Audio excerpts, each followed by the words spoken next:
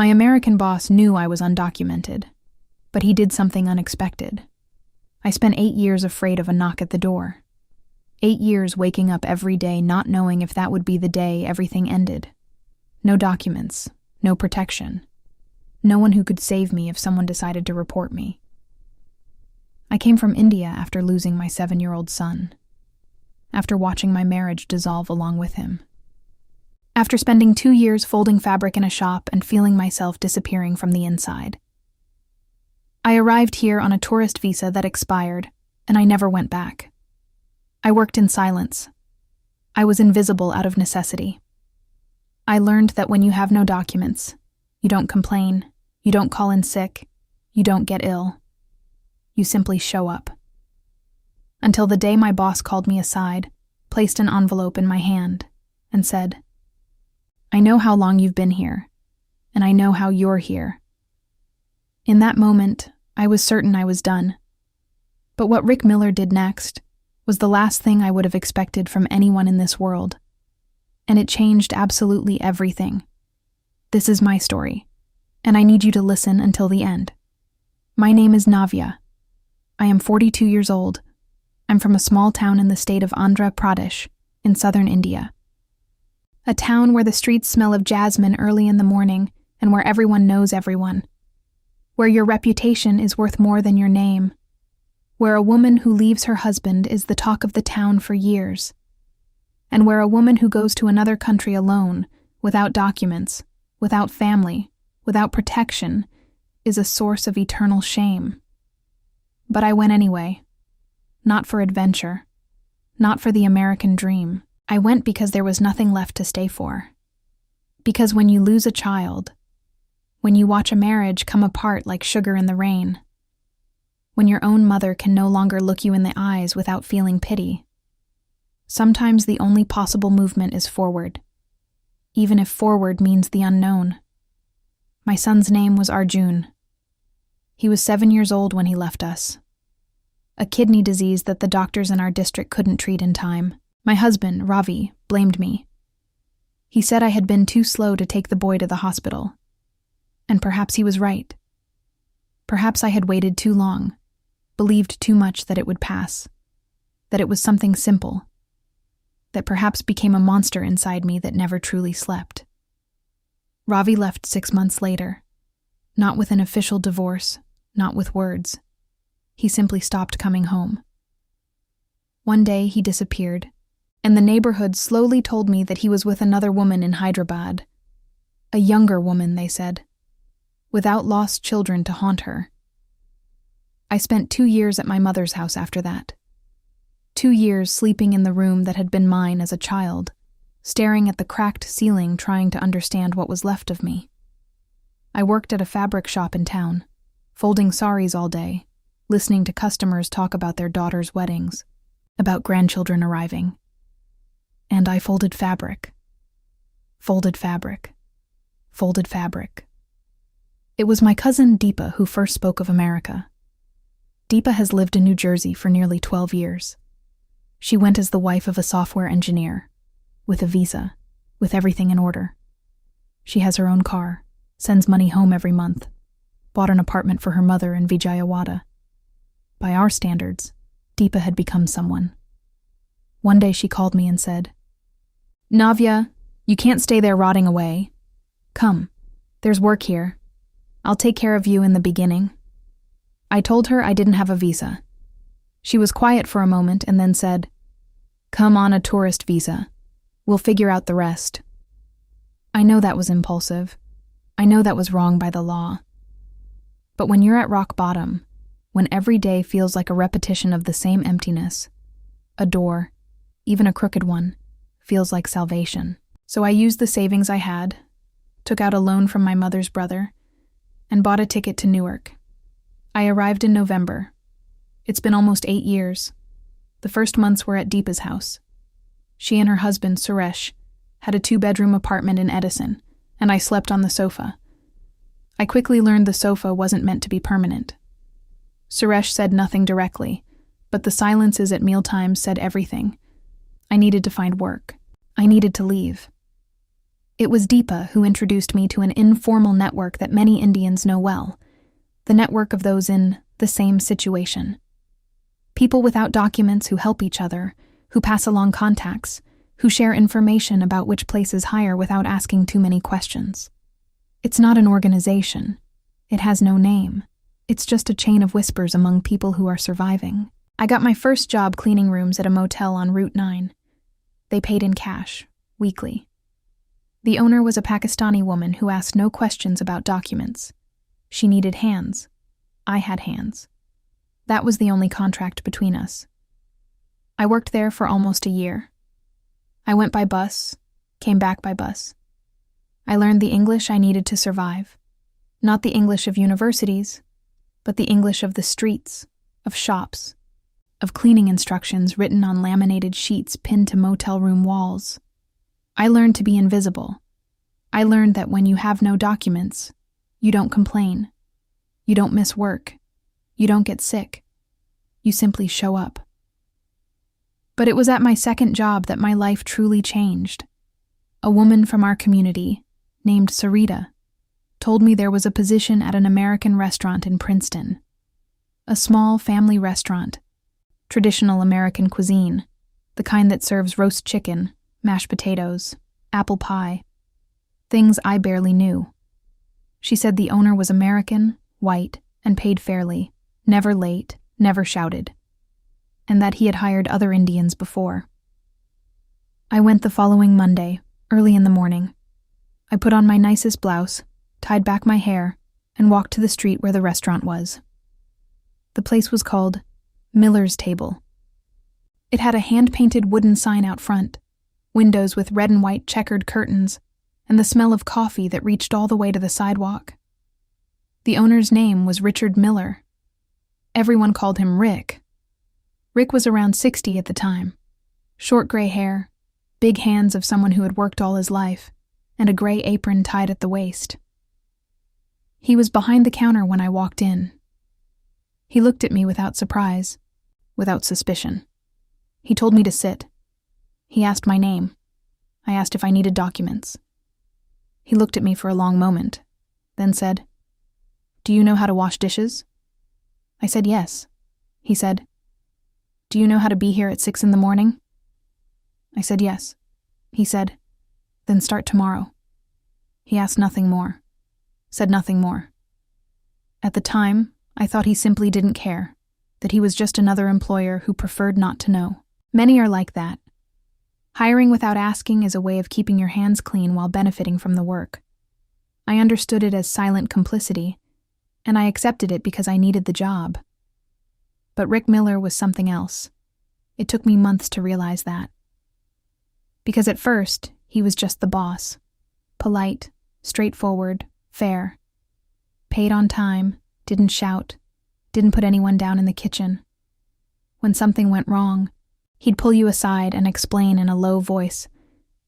When something went right, he'd sometimes say, "Good job," with a nod that was worth more than it seemed. Over time, I learned more about the restaurant and about him. Rick had inherited Miller's Table from his father, who had inherited it from his grandfather. A 3-generation business. His wife, Carol, had died of breast cancer a few years before I arrived. His children lived in other states. So it was just him. A cook named Donna, who had been there for 20 years. 2 young servers who rotated every semester because they were college students. And me. I washed dishes, helped with prep, cleaned the bathrooms, scrubbed the floor after closing. It was hard. My body ached every night. But there was something about that place that made me want to come back. An order. A constancy. Every day, Rick unlocked the door at 5:45 in the morning, turned on the coffee, and when I arrived at 6 on the dot, there was always a cup waiting for me on the counter. He never said he knew anything about my situation, until the day he did. It was a February afternoon, almost 2 years after I had started. A quiet Tuesday, few customers, light rain outside. I was drying glasses when Rick came out of the kitchen with an envelope in his hand. He stood in front of me for a second, as if weighing his words. Then he placed the envelope in my hand and said, "Navya, we need to talk." My heart stopped. In those 2 years, I had learned to live with fear in the background. The fear of a police raid. The fear of someone reporting me. The fear of a document being asked for at the wrong moment. That fear never disappears.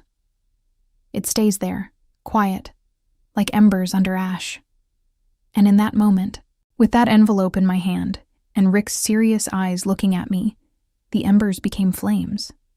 I thought, this is it. It's over. I thought about the 8 years that had passed, about the India I had left behind, about my mother growing old, about the money I sent every month that had helped pay for her heart surgery, about everything I had built inside that careful invisibility. I thought about Arjun. I always think about Arjun when the fear arrives. Rick pulled up a stool and said, "Sit." I sat. And then he began to speak. And what he said changed everything. Changed absolutely everything. But that I'll tell in the next part. Rick placed his hands on the counter, spread his fingers slightly, and stared at them for a moment before speaking, as if searching for the right words in the space between his own fingers. I was holding the envelope and couldn't open it. My body had forgotten how to move. He said, "I know how long you've been here, Navya, and I know how you're here." Silence. The rain fell softly against the window. Donna had left early that day. She had the flu. The servers had already gone home. It was just the two of us in that empty, lit restaurant, smelling of old coffee and clean floors. I said nothing. There was nothing I could say that was stronger than the fear holding me by the throat. Rick continued. "My father hired people like this too. In his time, they were Italians, Poles, Puerto Ricans. People who came because they needed to. People who worked harder than anyone I've ever seen in my life." He paused. "You are the most reliable worker who has ever come through this restaurant. In 40 years I've been here, since I was 16 helping my father. I've never seen anyone as dedicated as you." I finally managed to speak. It came out small, barely a voice. "Rick, I can explain." He shook his head slowly. "You don't have to. I'm not asking for an explanation." I looked at the envelope. He noticed. "Open it," he said. I opened it slowly, as if something dangerous might be inside. As if reality depended on the pace at which I touched that paper. Inside was a business card folded in half, and inside the card, a phone number written by hand.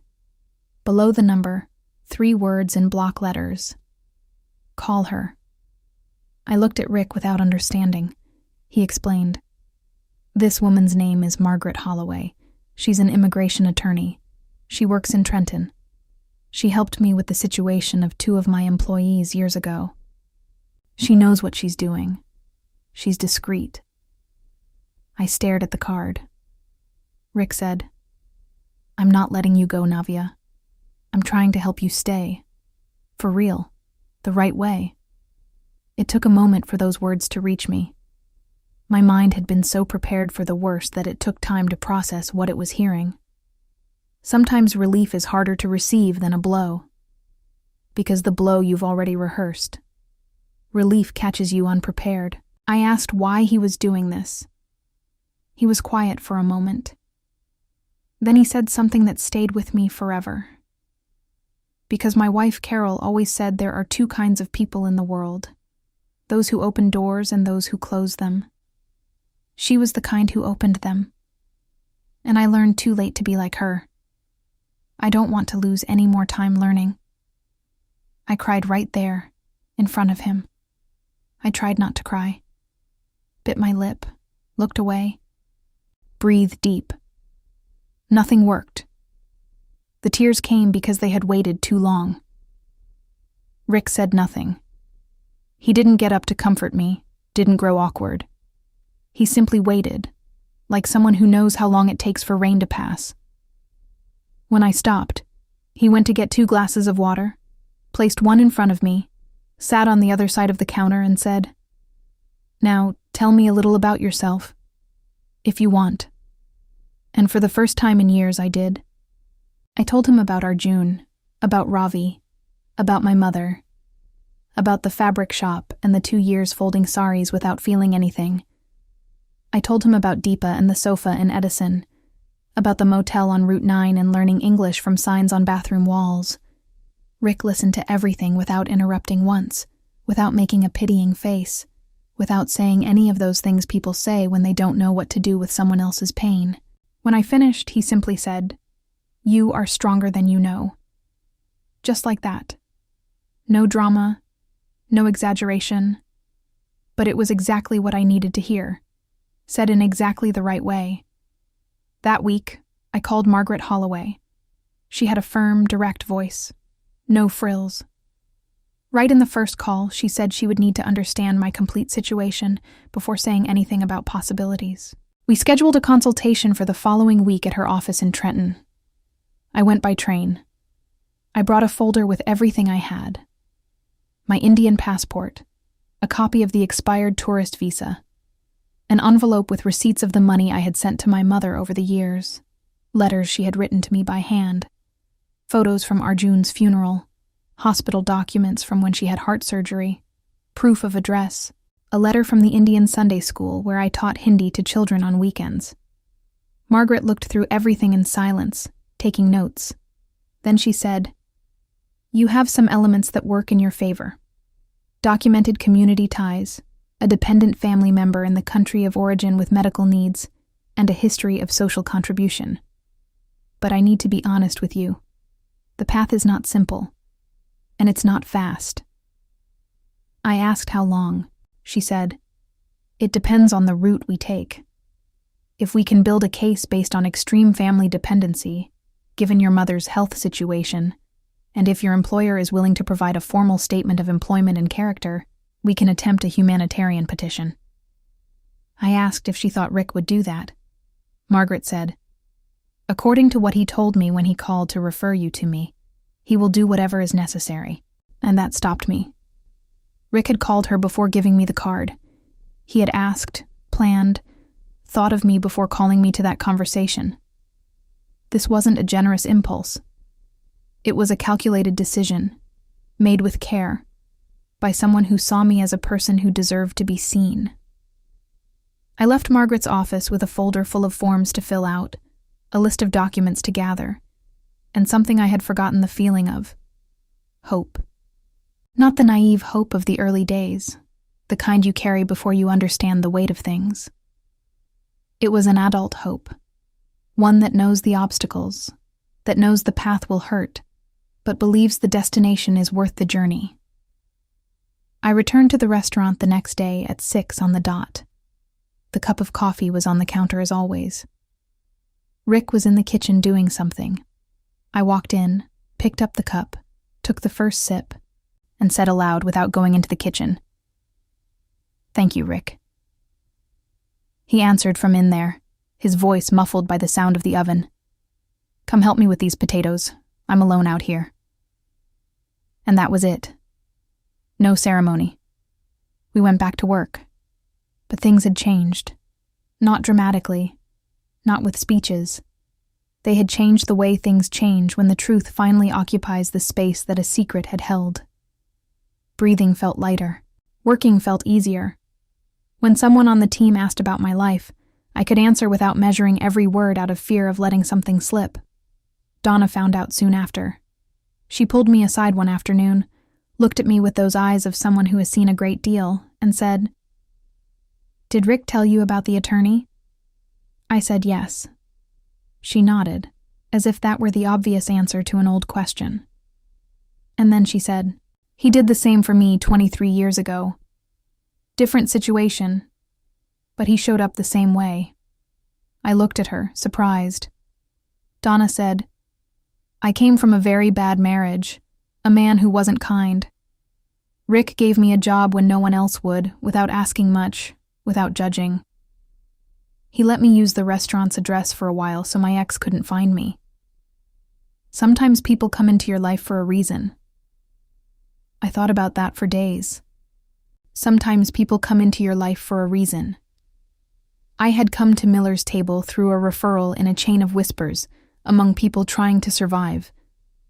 I had walked in through the door because I needed work, and because Rick hadn't asked questions. I had stayed because he was fair. But perhaps there was something else working behind the scenes of that story. Something I didn't know how to name, but that I felt is true. In the weeks that followed, I gathered the documents Margaret had asked for.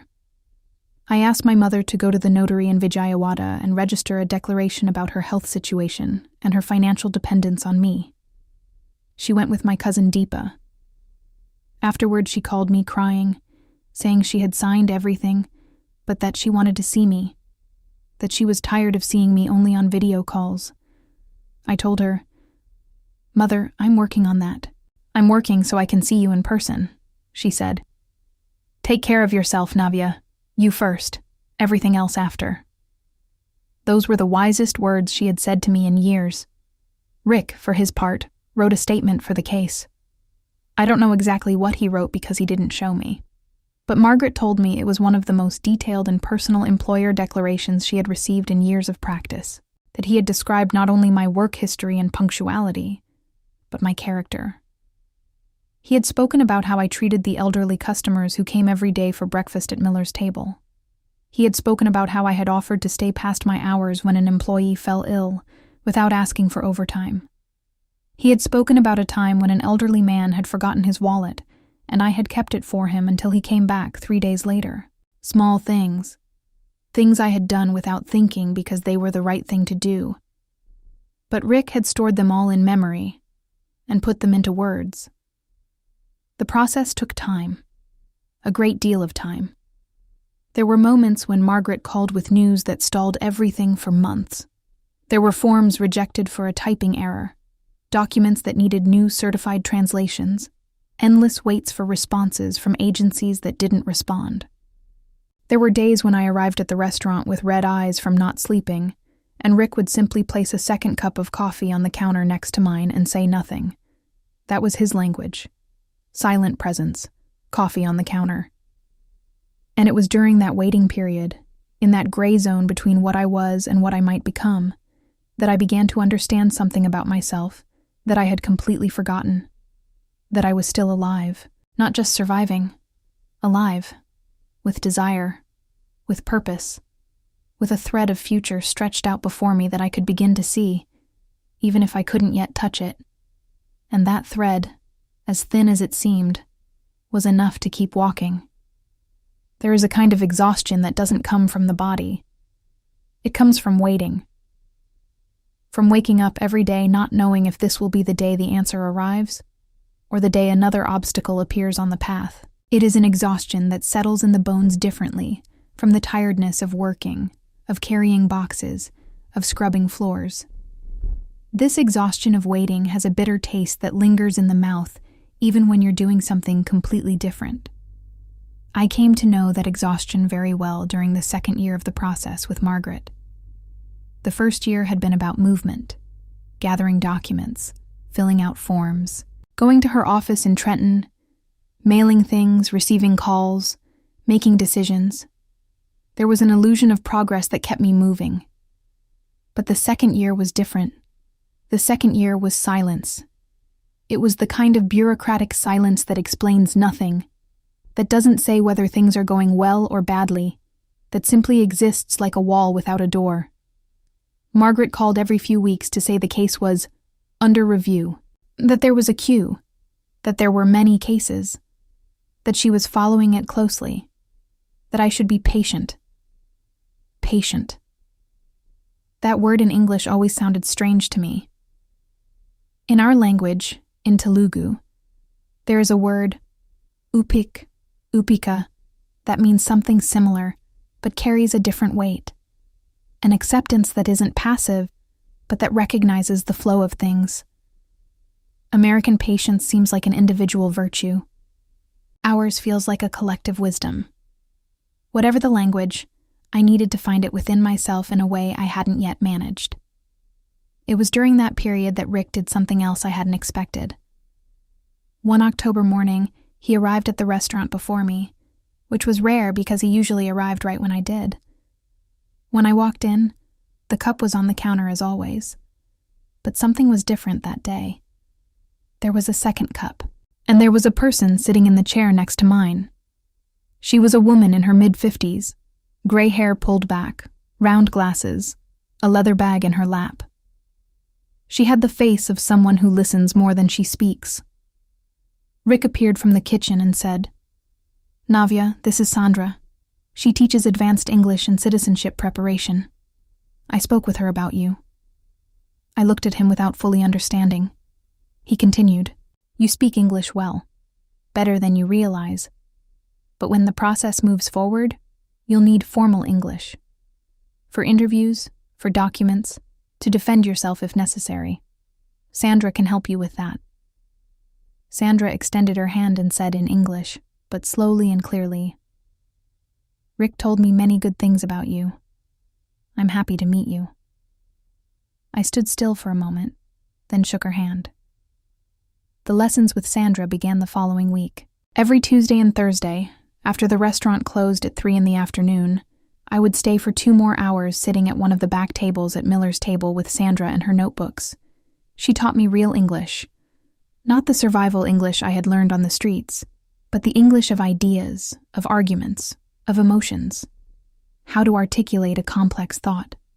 How to tell a story clearly. How to answer a difficult question without losing the thread. And more than English, she taught me something about myself. One day, during one of our lessons, she asked me to describe my life in 3 words. A simple exercise, but one that left me stuck for a long time. I stared at the table, trying to think, and realized that the first words that came to mind were all words of loss. Son, abandonment, fear. Sandra waited. Then I said, resilience, restart, hope. She smiled and said, "Those are the words of someone who has been to the bottom and come back up." I never forgot that. Never. The weeks went by and the restaurant became something more than a job. It became a place in the world. The regular customers at Miller's table were mostly elderly people from the area. Retirees who came for breakfast, read the newspaper, chatted. There was a man named George who came every morning from Monday to Saturday and always ordered the same thing: scrambled eggs, buttered toast, orange juice. George had lost his wife 2 years earlier, and that routine at the restaurant seemed to be what kept him anchored. Over time, George and I began to talk. At first it was brief greetings, then came stories. He would tell me about his life, about the years working as a mechanic, about his children who lived far away, about his wife who made the best lemon cake he had ever tasted. And I listened. And sometimes I shared a little about myself. One day he told me, "You're good at that." I asked at what. He said, "At making people feel heard." I kept that inside me. Rick would watch those conversations from a distance, from behind the counter or from the kitchen doorway, without comment. But there was something in the way he observed that told me he understood the value of those exchanges, that the restaurant, for him, had never been just about food. Then came the day that changed everything again. It was a Friday in January. Cold outside, the dry kind of cold that cracks your lips and makes your knees ache. I was washing cups when the phone in my pocket vibrated. It was a number I recognized immediately. Margaret's office.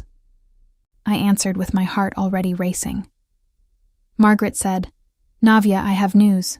Can you come to the office today?" I asked if it was good or bad. She said, "Come, I'd rather explain in person." I went to Rick and told him I needed to leave early. I explained it was the attorney. He took off his apron, set it on the counter, and said, "Go. I'll close up." I took the train to Trenton with cold hands, not from the weather, but from nerves. I spent the whole ride calculating possibilities, trying to prepare myself for both the best and the worst. Because when you've already lost so much, Learning not to build expectations too high is a way of protecting yourself. But that afternoon I failed at that. Hope arrived without asking permission. Margaret's office was on the 3rd floor of an old brick building. The secretary told me to sit. I waited almost 20 minutes. Each minute felt like an hour. When Margaret opened the door and called me in, her expression was one I couldn't read. Serious, but not closed off. Controlled, but with something in her eyes. I sat in the chair across from her desk. She opened a folder, looked at the papers for a moment, and then raised her eyes to mine and said, "Your petition was approved at the 1st stage. You have received authorization to continue the regularization process. This means you are no longer at immediate risk of deportation while the process is active." It took a moment for the words to land. No longer at immediate risk of deportation. 8 years. 8 years carrying that fear like a second skin, waking with it, sleeping with it, walking the streets with it. And now, in that room smelling of paper and cold coffee, that sentence had changed something fundamental. I asked, with my voice coming out thin, "And the next step?" Margaret explained that there were still stages ahead. An interview with an immigration official, more documents, possibly a hearing. But the fact that the 1st stage had been approved was significant. It was a door that had opened where before there had been a wall. She said, "You have a strong case, Navya. Your employer's statement was decisive, and your mother's health situation also weighed heavily. Keep going the way you have been." I walked out of the office and stood on the sidewalk for a moment. The January cold hit my face. People passed by without seeing me, hurrying, with scarves and coats. And I stood there, still in the middle of everything, feeling something that had no exact name. It wasn't joy. Not yet. It was something that comes before joy. It was the moment before tears, when the body is still trying to understand whether it can let go. I called Rick from outside the building. He picked up on the 2nd ring. He said, "How did it go?" I answered, "It went well. It went very well." He was quiet for a second, then said, "Good. Then tomorrow you show up on time and the cup will be there." And he hung up. I laughed. For the first time in a very long time, I really laughed. On the cold sidewalk in Trenton, with strangers passing by, I laughed because that response was so completely Rick Miller that there was no other possible reaction. I called my mother in India right after. It was around 10 at night there. She answered quickly, worried, asking what had happened. When I told her, she was silent for a long moment. And then she made a sound I hadn't heard in years. The sound she made when I was a child and came home from school with a good grade. A small, soft sound of relief and pride mixed together. She said, "Navya, your father would have been so happy." My father had died when I was 17. A heart attack. Quick, without warning. It had been the first great hole in my life, long before Arjun, long before Ravi. My mother carried him in every sentence she said about the future. I stayed on the line with her for almost an hour. We talked about small things too. About the neighbor who had planted new flowers on the garden wall, about her brother's dog who had had puppies, about the soap opera she was watching. Normal things. Things that only exist when you're not in constant crisis mode. In the days that followed, something subtly shifted at the restaurant. Not in the work itself, but in me. There was a lightness I hadn't known was missing until it arrived. I smiled more easily with the customers. I talked with Donna without that underlying tension that sometimes made me want to be invisible. Even the weight of the crates felt different. George noticed on the second morning after the news. He looked at me over his glasses and said, "You look different today." I said I was doing well. He said, "No, you look more than well. You look free." That word, free. It wasn't entirely true yet. There was still a long road ahead. The immigration interview frightened me just to think about. There was still the possibility of complications, of denials, of appeals. Margaret had been clear about that. The process hadn't ended. It had simply advanced. But George was right about something. Something had come loose inside me. Not complete freedom, but the beginning of it. The first thread untied from a knot that had been pulled too tight for too long. One afternoon, after lessons with Sandra, while I was stacking the chairs to close the restaurant, Rick came out of the kitchen and stood in the doorway, looking out at the darkened street. I kept stacking chairs without saying anything. After a while, he said, without turning around, "My father always said a restaurant isn't made of food. It's made of people." I stopped what I was doing. He continued.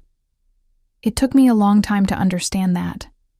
I spent years thinking about menus, about costs, about margins. Carol understood it before I did. She used to say people don't come back because of the roast chicken. They come back because someone here knows their name. He turned toward me.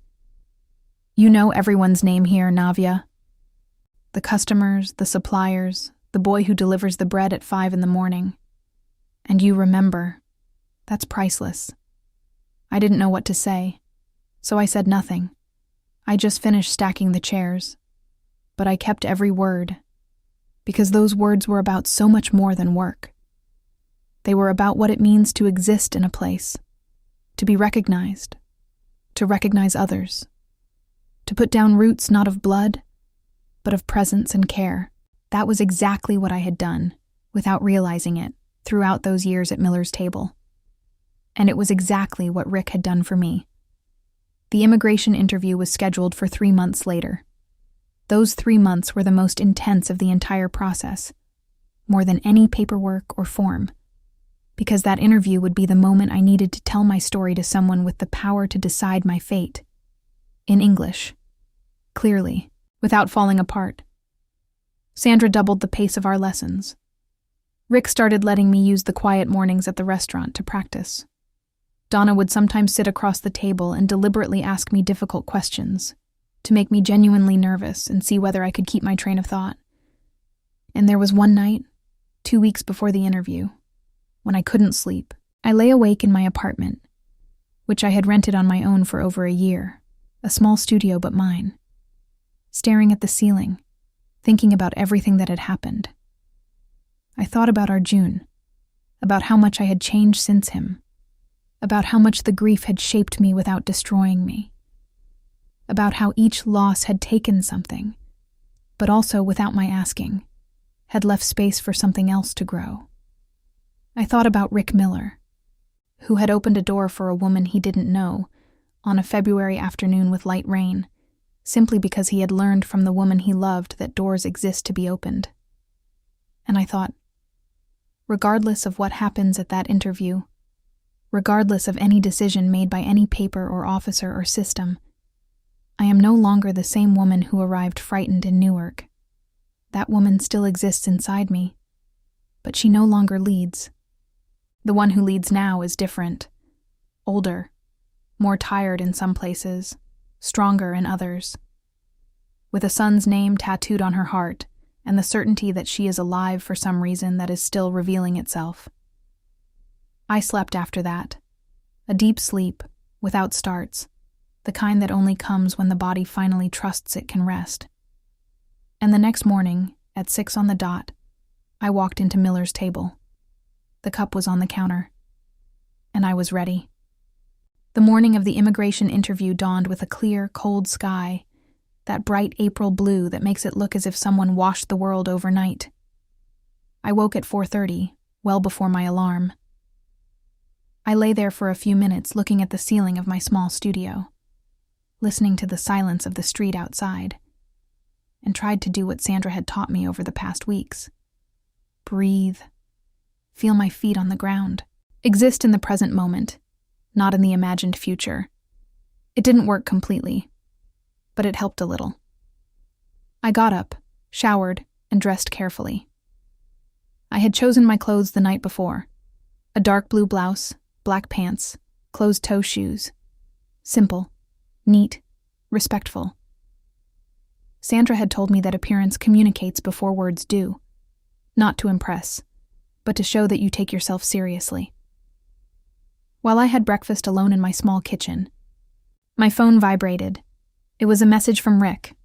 3 words in English. "You've got this." I put the phone away and finished my coffee. I took the train to the federal office in Newark. The trip took 40 minutes. I sat by the window and watched the towns go by. Edison, Rahway, Elizabeth. Each name was a place I had passed through in those 8 years, physically or otherwise. Each piece of that flat, gray landscape had become, in some strange and unexpected way, familiar. Mine.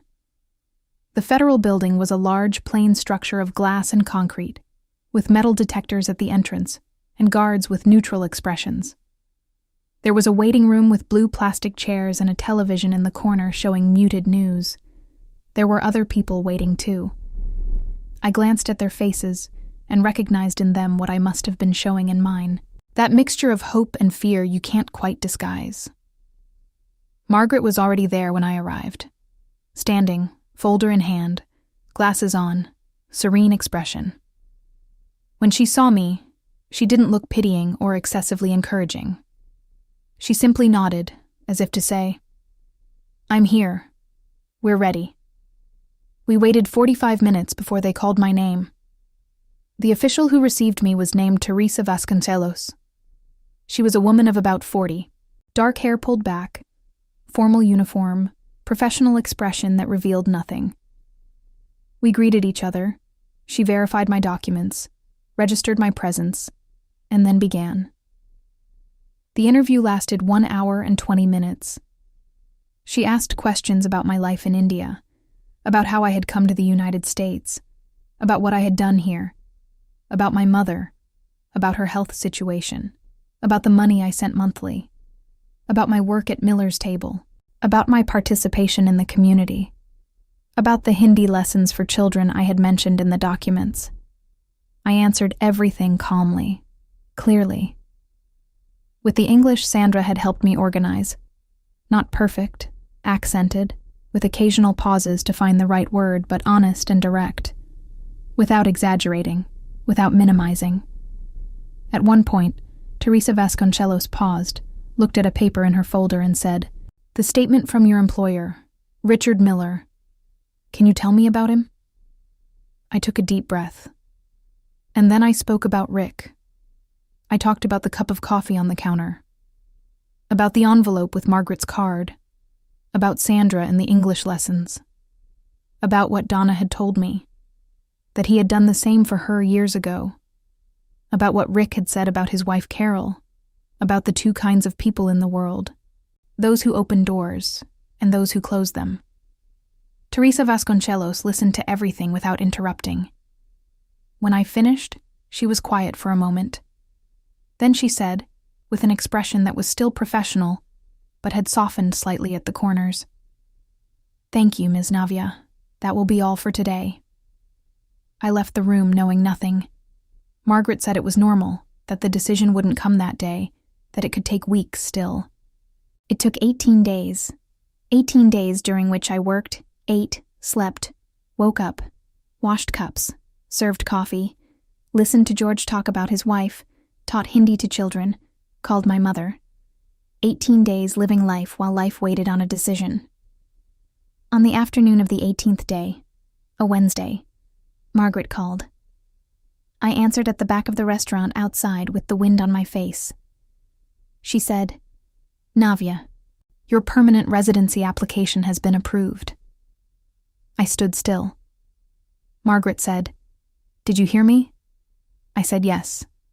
She said, "You are a lawful permanent resident of the United States as of today." The wind kept blowing. Some bird was making noise in a tree somewhere behind me. There was a smell of wet earth coming from somewhere. I was standing on the asphalt behind a restaurant in Princeton, New Jersey, with an apron tied at my waist and a cup still in my hand that I had forgotten to put down. And then came the tears. Not the contained tears of other times. Not the kind I would bite down inside myself so as not to show. The full, deep kind.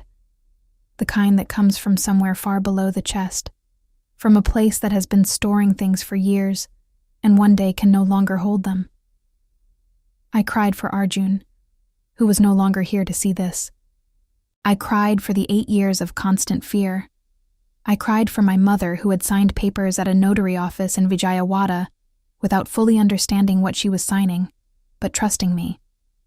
I cried for the woman who had arrived at Newark Airport with a suitcase and an expired visa and no real plan. I cried for her and to her. Margaret waited on the line, then said, more gently than usual, "You deserve this, Navya. Every part of it." I walked into the restaurant through the back. Donna was in the kitchen and saw me come in with a wet face. She didn't ask anything. She looked at me for a second, then opened her arms and I went. This woman who had taught me how to saute onions the American way, who had asked me hard questions to practice for my interview, who had told me about the bad husband and about Rick, who had shown up at the right time. This woman held me with the strength of someone who knew the weight of what was being celebrated. Rick was at the counter when we came out of the kitchen. He looked at me, saw my face, understood. He said nothing for a moment. Then he went to the refrigerator, took out a bottle of apple juice, the closest thing to champagne that simple restaurant had, got 2 glasses, set them on the table and said, "Sit." We sat. He filled both glasses. He raised his and said simply, "Carol would be happy." I clinked my glass against his. We sat there for a while without needing to say anything. George had come in for afternoon coffee and, without fully understanding what was happening, simply sensing that something in the air was different, ordered his usual, and then said, "Today feels like a good day." I said, "It's the best day in a very long time, George." He nodded as if that were the most natural thing in the world, took a sip of his coffee, and went back to his newspaper. That night, after the restaurant closed, I went to my small studio, sat on the bed, and called my mother. It was around 11 at night in India. She answered quickly, which meant she had been awake and waiting. When I told her, she was silent for so long that I asked if she was still there. She said, "I'm here. I'm just giving thanks." I asked to whom she was giving thanks. She said, "To everything.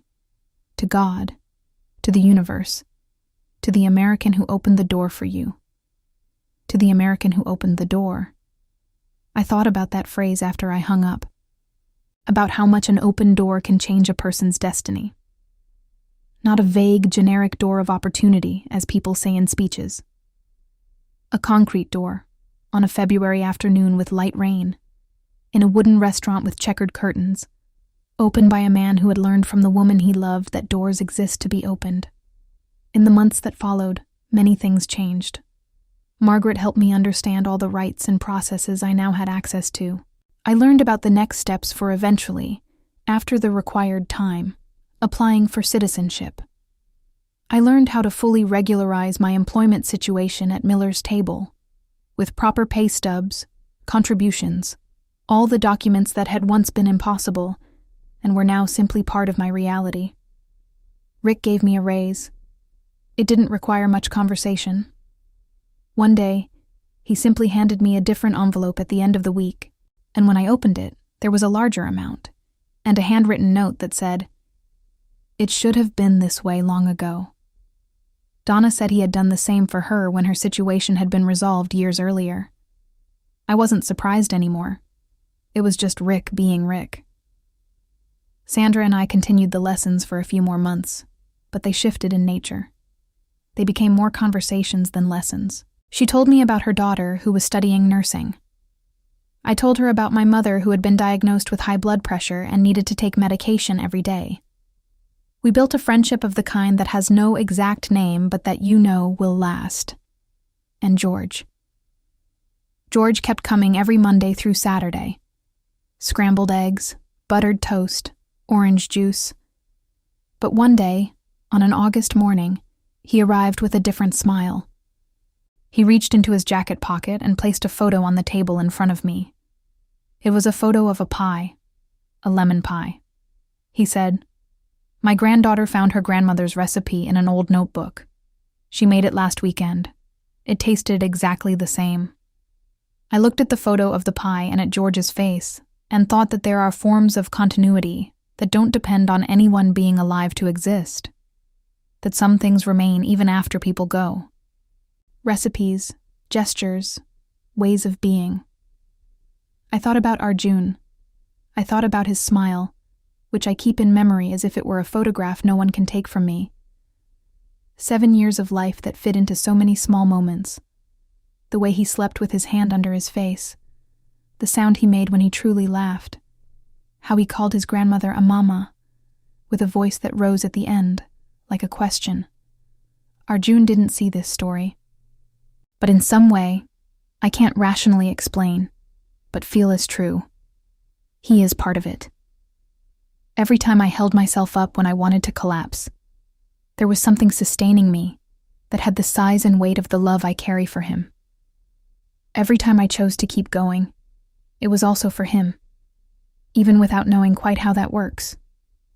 Today, when I look back, I don't see a story of simple triumph. It wasn't like that. It was irregular.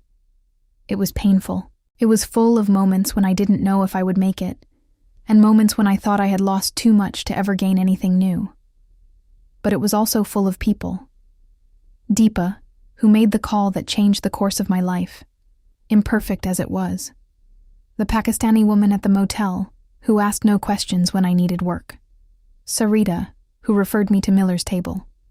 Margaret, with her leather bag and firm voice and competence, that was a gift I didn't deserve and received anyway.